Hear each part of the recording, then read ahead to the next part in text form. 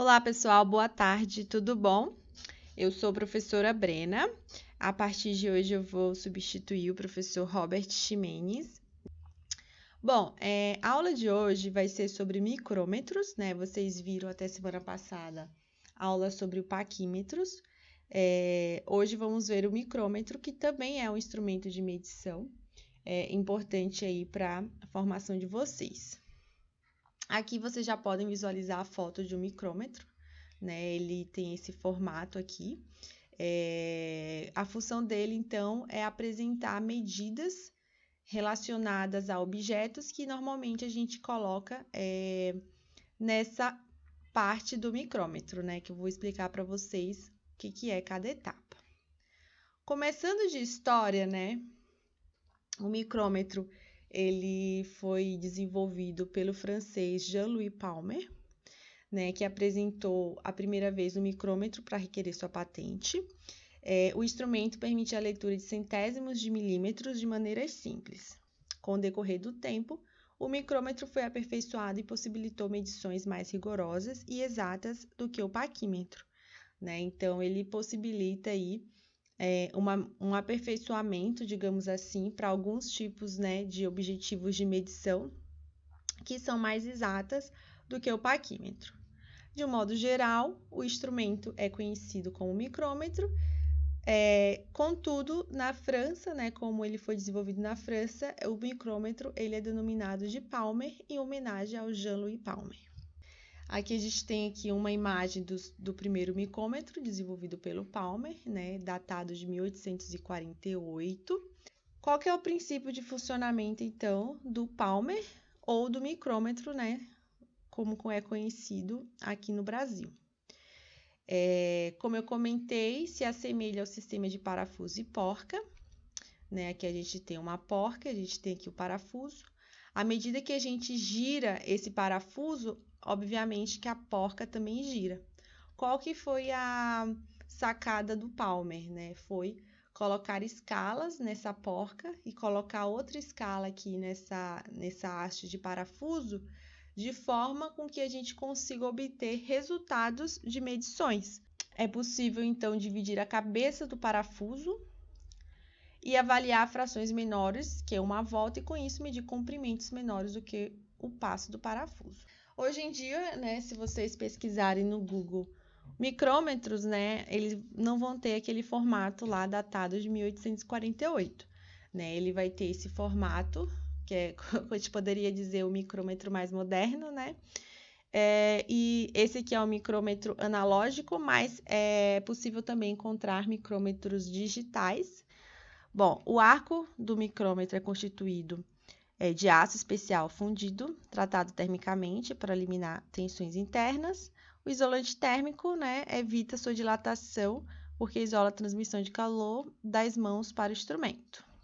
Né? A gente sabe que a dilatação térmica, ainda mais aqui no Brasil, pode interferir aí no processo de medição, porque pode interferir no tamanho mesmo dos objetos. Nós temos aqui nessa região do meio, né, é a região que a gente coloca o objeto que vai ser medido.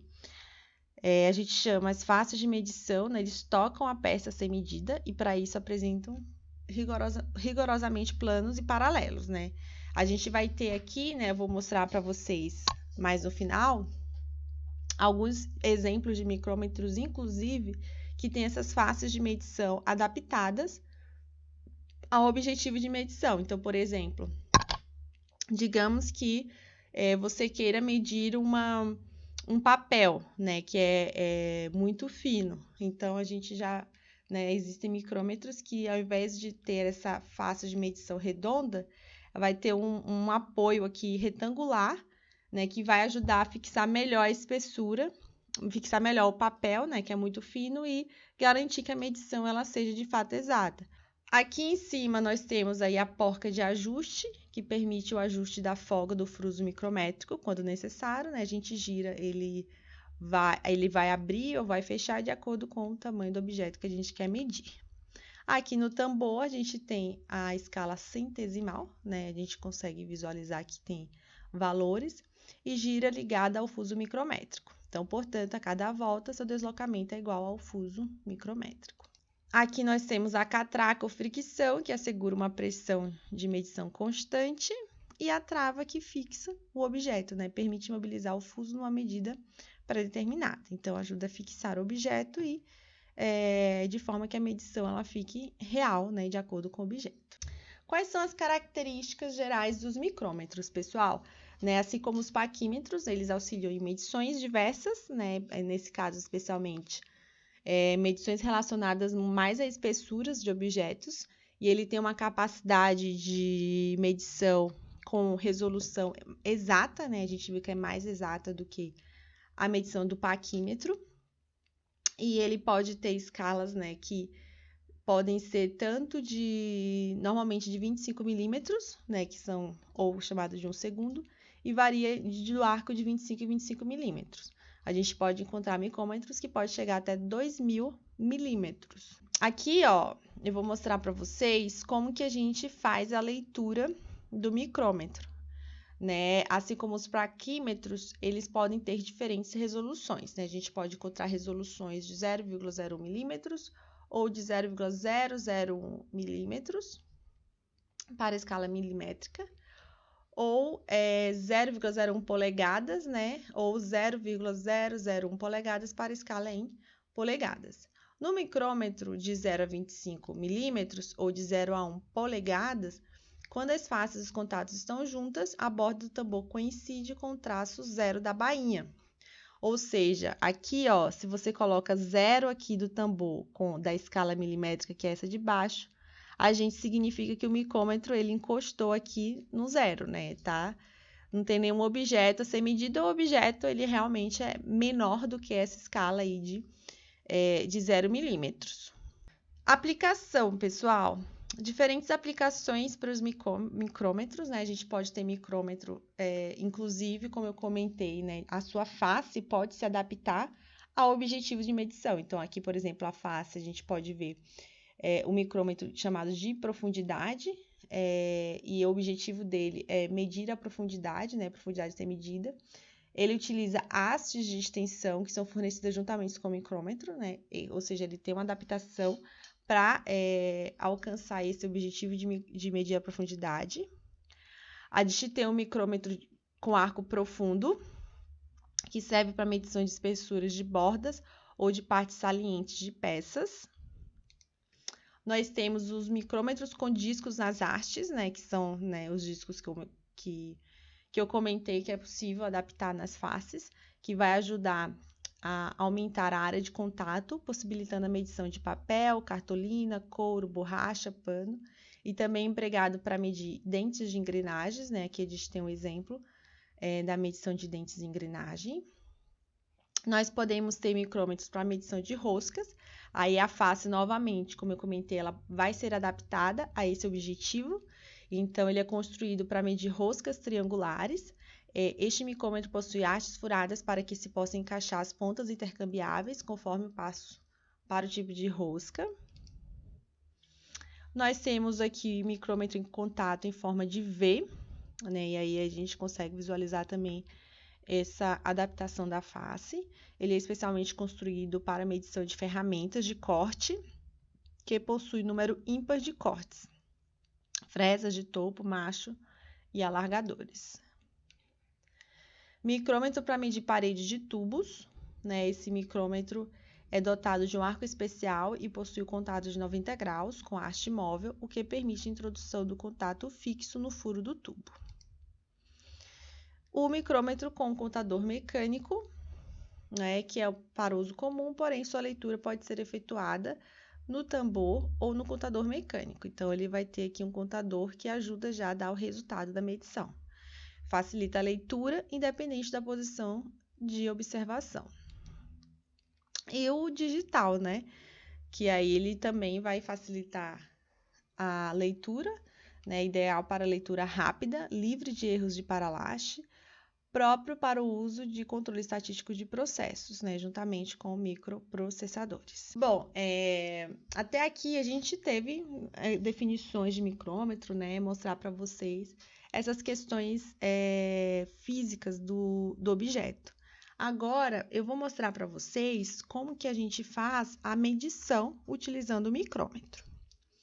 Então, como que a gente faz a medição, né? Em primeiro lugar, a gente precisa verificar qual que é o nível de resolução do micrômetro, né? Supondo que se vocês estivessem aí com esses diversos tipos de micrômetros, né? Eu comentei que eles podem ter resoluções diferentes, que normalmente vão vir no próprio micrômetro, mas vocês também podem calcular essa resolução de acordo com a divisão de itens que tem no tambor. Então, a resolução ela vai ficar como resultado o passo da rosca do fuso micrométrico dividido pelo número de divisões de tambor. Então, a gente consegue calcular aí o nível de resolução daquele micrômetro também. A cada volta do tambor, o fuso micrométrico avança uma distância chamada passo, né? E quando você roda aquele tambor, ele vai movendo aquele parafuso. E aí, a partir desse movimento, é que o tambor determina qual que é a medição naquela escala. A resolução de uma medida tomada no micrômetro corresponde ao menor deslocamento do seu fuso. Para obter a medida, divide-se o passo pelo número de divisões do tambor. Exemplo, eu queria que vocês focassem nessa imagem aqui embaixo, por enquanto. Então, por exemplo, supondo que a gente tem esse micrômetro. Aqui, ó, é onde fica o tambor do micrômetro. À medida que a gente gira esse micrômetro, o que acontece com ele? À medida que a gente gira o tambor, o que acontece? A cada girada desse tambor, aqui essa haste de parafuso, ela vai entrar, né? Ela vai fechar, ajustando aí ao tamanho do objeto.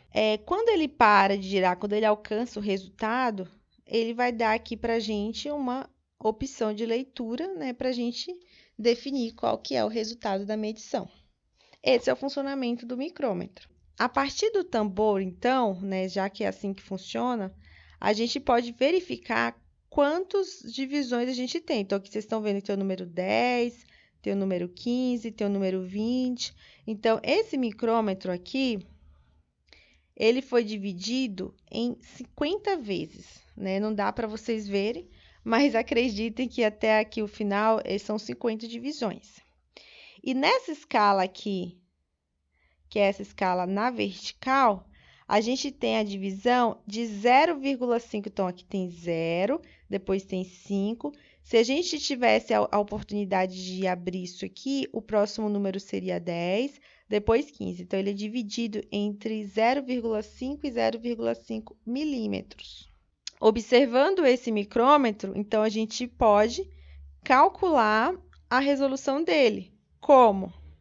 Dividindo aqui o passo da rosca de 0,5 milímetros, que é essa da horizontal, dividido pelo número de divisões do tambor, que é essa parte que move aqui, né? Faz círculos, que nesse caso ele é dividido em 50 vezes. Então, sendo assim, para se ter a resolução de um micrômetro que tenha, por exemplo, passo de rosca de 0,5 milímetros e 50 divisões do tambor, a gente pode chegar à conclusão que este micrômetro desta figura, ele tem uma resolução de 0,5 milímetros dividido por 50, que vai dar 0,01 milímetros. Então, essa vai ser a resolução desse micrômetro. E aí, a depender do micrômetro que vocês estejam usando, eles podem ter resoluções diferentes. Mas fica fácil obter essa resolução fazendo esse cálculo, né? Fazendo essa continha. Agora, né, eu acho que vou dar uma pausa, né, para vocês refletirem sobre essas definições e a aula não ficar pesada. Então, assim, em termos do que é o micrômetro, como que a gente utiliza, essa aula alcançou esse objetivo. Na próxima aula, que eu vou deixar gravada aqui também, eu vou mostrar a vocês como que a gente faz a leitura. E a partir daí, vocês poderão fazer a resolução dos exercícios. Muito obrigada, pessoal, pela paciência, né? Vou fazer essa pausa e aí o próximo vídeo vocês vão ter a definição da leitura do micrômetro.